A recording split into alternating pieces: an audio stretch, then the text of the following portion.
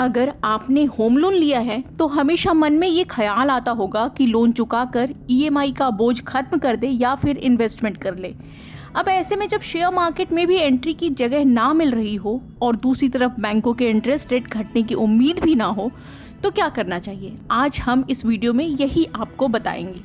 सबसे पहली बात है कि कभी भी जल्दीबाजी में होम लोन का प्रीपेमेंट करना ठीक नहीं है। इस बारे में अलग अलग लोगों की अलग अलग राय हो सकती है, लेकिन अगर आप होम लोन को जल्दी खत्म करने और जिंदगी की दूसरी फाइनेंशियल ज़रूरतों के बीच तालमेल बनाते हैं वही बेहतर है। सवाल है कि फिर हमें क्या करना चाहिए। मान लीजिए अभी आपके होम लोन का इंटरेस्ट रेट 8.75% है। होम लोन की साइज और सेक्शन 24B के तहत मिलने वाले टैक्स बेनिफिट के बाद होम लोन का इफेक्टिव इंटरेस्ट रेट घटकर करीब 8% रह जाता है। ऐसे में ये ध्यान रखना होगा कि अगर आप होम लोन को तय समय से पहले चुका देते हैं तो लोन के बकाया अमाउंट पर आपको 8.75% का इंटरेस्ट रेट चुकाने की ज़रूरत नहीं रह जाएगी। अब इसकी तुलना हम इन्वेस्टमेंट से करें तो एक अलग नज़रिया सामने आएगा।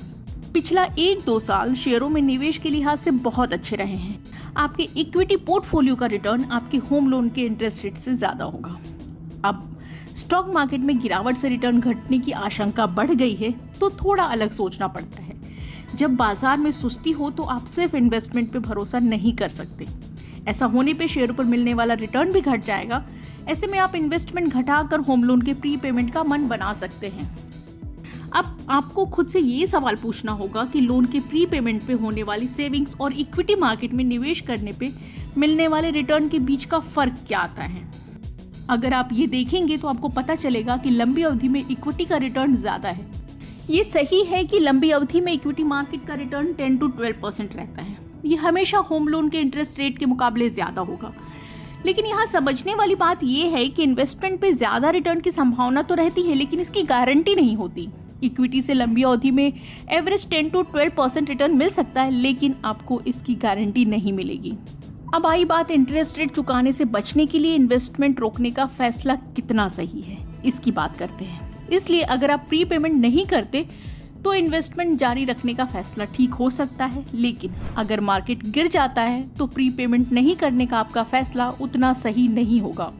अगर आप फाइनेंशियल हिस्ट्री को देखें तो लंबी अवधि में म्यूचुअल फंड्स का रिटर्न हमेशा होम लोन के इंटरेस्ट के मुकाबले ज़्यादा होता है, हालांकि इसकी भी कोई गारंटी नहीं होती। इसलिए आक्रामक रूप से लोन समय से पहले पेमेंट करने के बजाय, यानी कि प्री पेमेंट करने के बजाय निवेश बनाकर रखना ही सही फैसला होगा। अगर आपकी उम्र ज़्यादा हो गई है तो प्री पेमेंट का फैसला ठीक नहीं है।